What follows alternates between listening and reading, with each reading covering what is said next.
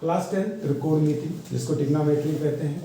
इसमें ध्यान रखेंगे सबसे पहले फार्मूले हम आपको बताते हैं। सबसे पहले ध्यान रखेंगे ट्राइंगल ए बी सी, इसमें इसको हम लोग कहते हैं लंब, इसको कहते हैं कर्ण, और ये हमारा होता है आधार। इसको लंब, कर्ण, आधार, लंब को एल से, के को कर्ण से, आधार को ए से।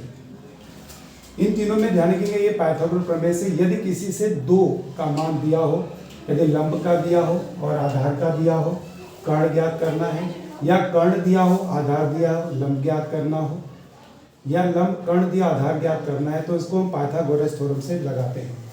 पाइथागोरस थ्योरम क्या होती है? कर्ण पर बना वर्ग शेष अन्य दोनों भुजाओं पर बने वर्गों के योगफल के बराबर होता है। क्या करेंगे? सबसे पहले कर्ण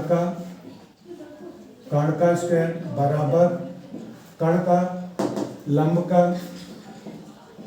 का स्क्वायर प्लस आधार का स्क्वायर। ये हमारा एक फार्मूला होता है। इसी को हम ऐसे भी लिख सकते हैं, या AC स्क्वायर बराबर AB square plus BC square. आइए और फॉर्मूले देखते हैं। यदि हमें साइन थीटा का मान, इसकी निष्पत्तियां होती है, साइन थीटा बराबर हमारा क्या होता है? एक हमारा शॉर्टकट होता है LAL लाल बटे के शॉर्टकट में याद कर सकते हैं।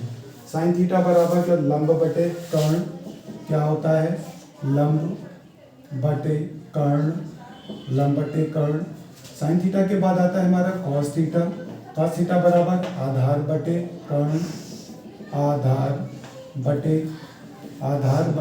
कर्ण। साइन कॉस के बाद फिर आता है हमारे पास में टेन थीटा बराबर क्या होता है?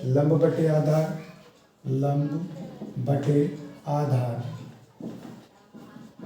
टेन के बाद हमारा आता है कॉट थीटा बराबर हमारा क्या होता है? ये टेन का उल्टा होता है, तो यहाँ पर आ जाएगा हमारा आधार बटे क्या आएगा? लंब आएगा। कॉट के बाद में फिर हमारा क्या आता है? सेक आता है। सेक थीटा बराबर जो होता है वो हमारा कॉस का उल्टा होता है, यानी क्या हो जाएगा?